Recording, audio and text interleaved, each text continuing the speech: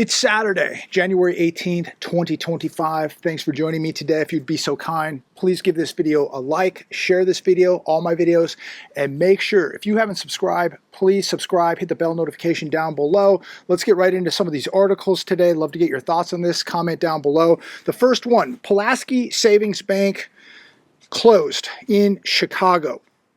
The FDIC took possession of this bank 6 p.m. yesterday, Friday, because of its unsafe financial condition and imperiled capital position. What's sad about this is this bank opened back in 1890, had $49 million in assets. Millennium Bank agreed to purchase it. I don't know, is this the first bank closure we've seen in 2025? It certainly will not be the last. Small bank. But the problem here is what happens when we begin to see more of these smaller and regional banks have to shut down? What happens if it happens at the same time? Is the FDIC going to be able to bail out all these banks at the same time? Be careful where you're putting your money, ladies and gentlemen. Be careful about putting your money in these banks, period. Whether you have multiple accounts, one account, two accounts, three accounts, and 3 different banks, be very, very careful. The banking industry is not as good as they're telling us. Some of these big banks, we may see a time in our life where we're going to see 4 or 5 banks, and that's it, because so many of these small and regional banks are going to get absolutely obliterated. But what if we saw a bank run of small and regional banks? Is the FDIC going to be able to bail them all out? But again, Pulaski Savings Bank, been around since 1890, gone. That's sad. So regarding the booming economy here in 2025, Advanced Auto Parts puts more than 200 stores on the market. Hilco Real Estate to handle the sale. So we've got 200 Advanced auto stores going on the market, more to come. 500 Big Lots are on the market for sale. 700 Party City stores for sale. There is so much property coming on the market for sale, whether it's these retail properties, commercial, or housing. Watching some of the real estate channels today, Saks Realty being one of them, great channel. Check out Saks Realty, especially what's happening in Florida. My goodness, the amount of listings, and we're seeing it in San Francisco, we're seeing it in parts of Texas, we're seeing it all over Florida. We're seeing more of these hotspots across the country now flaring up with more and more listings. Homes are staying on the market longer. You have these builders continuing to put up houses as fast as they can. Where are the buyers going to come from? People are not going to get approved to buy a house. The same people that could have bought a house a year, 2, 3 years ago can now buy the same house today. It's absolutely impossible. Inflation is eating them alive. We're seeing more job losses. The lenders are getting tighter. It's getting harder to borrow money. And of course, you have mortgage rates over 7% with these overvalued properties. U.S. to hit debt ceiling Tuesday, starting Congress countdown clock. The nation is going to hit roughly a $36 trillion debt limit this coming Tuesday, right after the inauguration. The U.S. Treasury will start taking extraordinary measures to pay its bills, Janet Yellen said in a letter to Congress on Friday. Boy, this woman really has created a mess. And so as she goes out, her computer got hacked, and then now she's warning us about extraordinary measures to pay bills. She is definitely somewhat responsible for this disaster. Look, ladies and gentlemen, this country, our politicians, our leaders are going to have to start cutting and reducing spending immediately, or we're in very, very big trouble. And more than likely, they're going to raise the debt ceiling. Where's the money come from? They're going to print it. They're going to borrow it. They're going to tax it. This is going to be more inflationary than ever. Let me know your thoughts on any of this. As we enter 2025, I know there's a lot of optimism. I'm looking forward to Monday to see how that all plays out. We'll talk about that in a minute. If you're going there, be very, very careful. But I think that this is not going to be a smooth ride like so many people hope hope it to be or expect it to be. CBO projects U.S. debt to soar by $24 trillion over next decade, and then it gets much worse. So the Congressional Budget Office right now is predicting big trouble. We're $36.2 trillion in debt. I think we're adding about $1 trillion every 100 days. They're saying it's going to be $24 trillion over the next decade. And that is if nothing bad happens, like a recession, depression, a world war, et cetera, et cetera.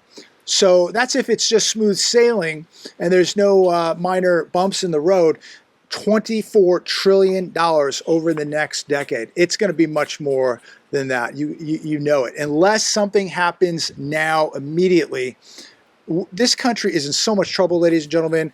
I see nothing but more inflation coming, more trouble, more layoffs, more people struggling, more households struggling, more people working paycheck to paycheck, more people having to borrow money just to pay their utility bills. I pray to God for a miracle that it begins in 2025. I don't know what's going to happen, but man, when you start looking at this data and breaking it down, here's another one from Redfin today. Pending home sales fell the most since 2022 in December as mortgage rates jumped. Pending home sales dropped 4.5% from November to December. This is what's really interesting. 40,000 home purchases were canceled in December. Canceled. Why? People changed their mind. They backed out, couldn't get the financing. Typically, that's why you see these cancellations. They couldn't get the loan. They couldn't get the financing. So 16% of homes under contract in December fell through. That is a high number, and we're seeing this month after month after month. I was watching a Saks Realty earlier today, and they had a broker on from Florida just talking about what is happening in the Florida real estate market. It is getting bad.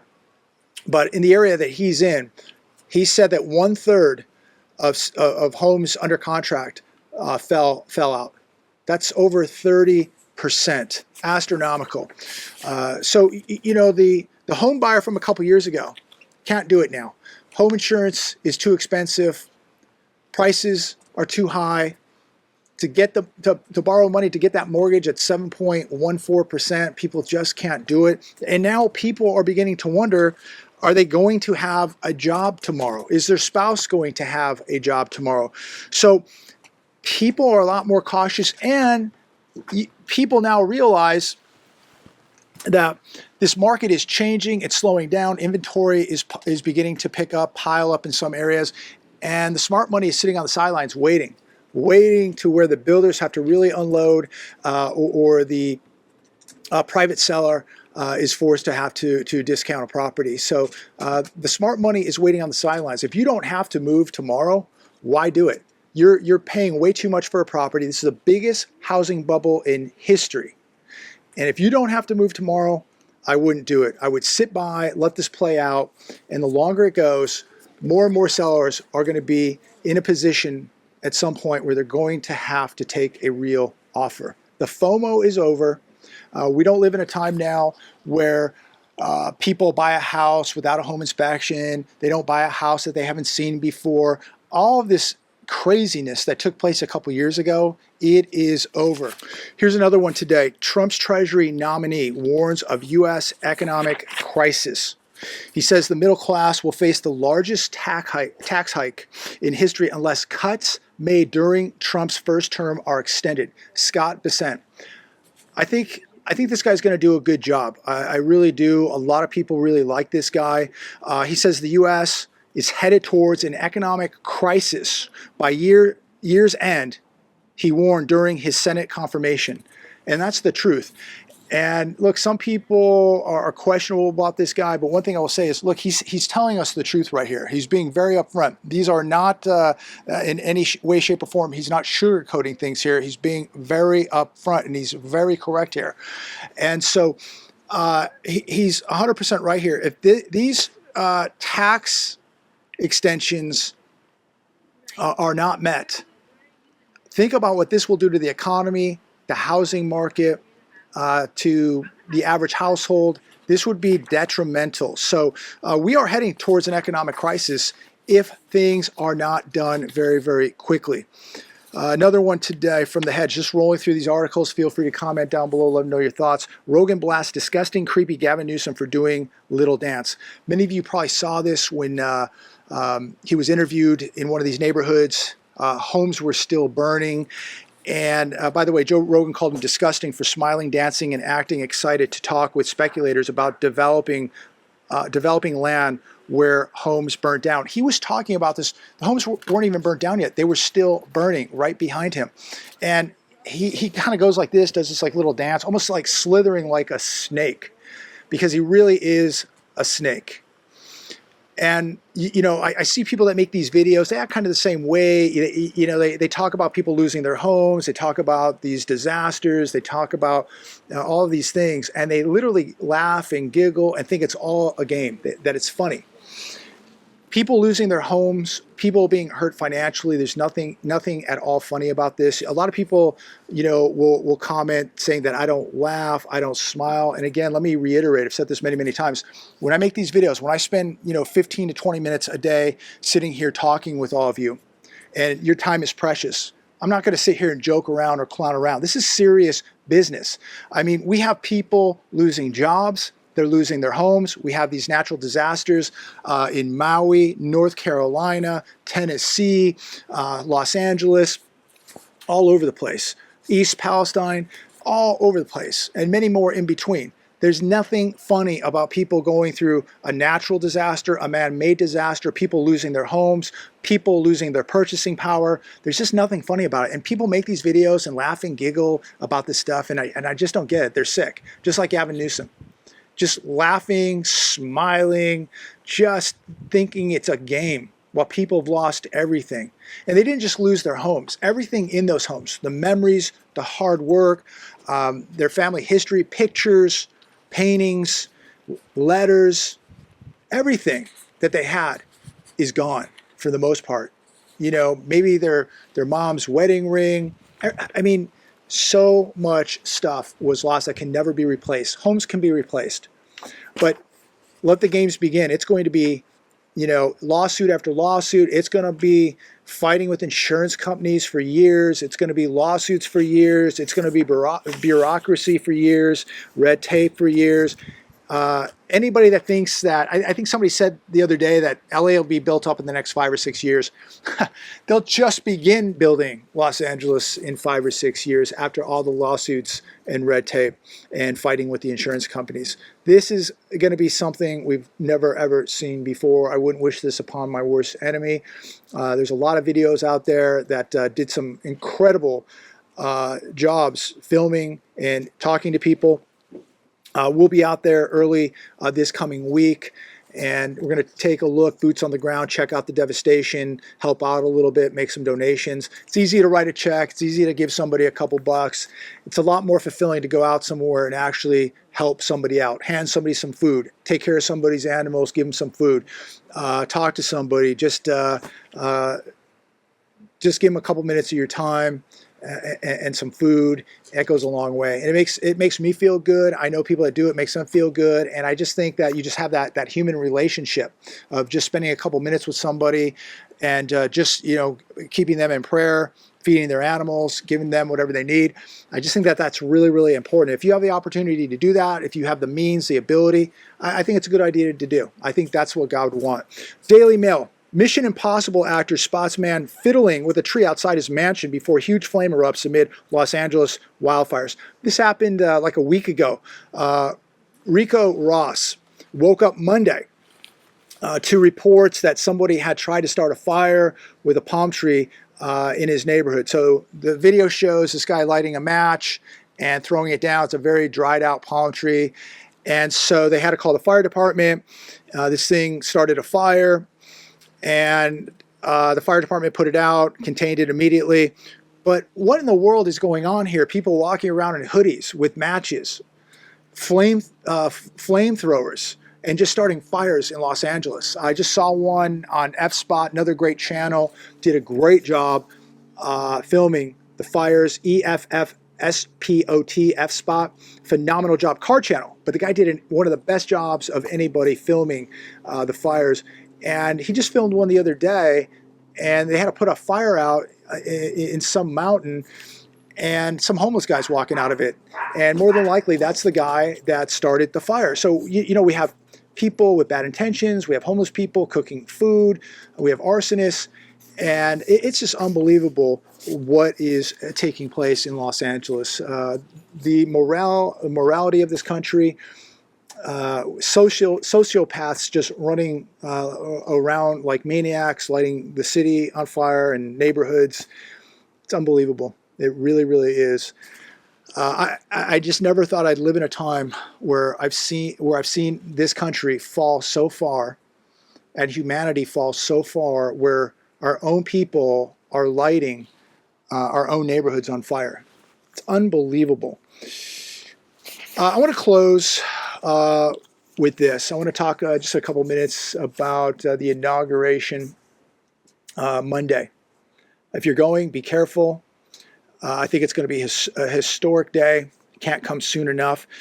But think about the dangers that this president is going to be in leading up to the inauguration and after the inauguration. You have foreign terrorists, you have cartels, lone wolves, drones, all this vehicle ramming that's taking place, Iran terrorists, etc., etc., etc. If you're going, be careful. A lot of people will be there. It's going to be historic. I believe it's going to be safe. I pray to God it will be. All of us pray for this administration, pray for this man, that Monday is going to be safe. We are no doubt in spiritual warfare. You must realize that. So many people talk about the end, everything's crashing, the collapse, all the evil, the fires, all that. One thing they leave out quite a bit is the spiritual warfare that we're in. If you believe how evil and sinister all this is, then you better believe that you're in spiritual warfare. You better believe in God, and you better believe that there's a devil. You better believe in good. You better believe that there's evil. And if you don't, then I just don't see how you can really understand what is happening, what is going to happen, and how you prepare for all this unless you're walking close to God, unless you understand that this is spiritual warfare. This is good versus evil. And if good does not stand up to evil, evil will overtake this country, and it is trying to every day. This inauguration day is going to be extremely dangerous, but I think it's going to be okay. God willing, it is going to be historic, might even be biblical, but it is going to be one for the record books and the history books without a doubt. So be praying for this president, be praying for this country. Again, if you're going, please be safe. Exercise situational awareness, and I think it's great for people who are going. I know the weather's going to be extremely cold, but I wouldn't worry about that. I'd worry about some bad actors. That being said, God bless America. God bless Donald Trump. Be safe Monday. But hey, after Monday, the job begins. This guy has got to be careful every day. His family's got to be careful every day, and you got to be careful every day. Things are going to happen. There is going to be, I believe, retaliation and blowback for this presidency. So be alert, have your head on a swivel, exercise situational awareness, and be paying attention to the data, the warning signs, and be walking close to God. Have a wonderful weekend. Take care. God bless every one of you.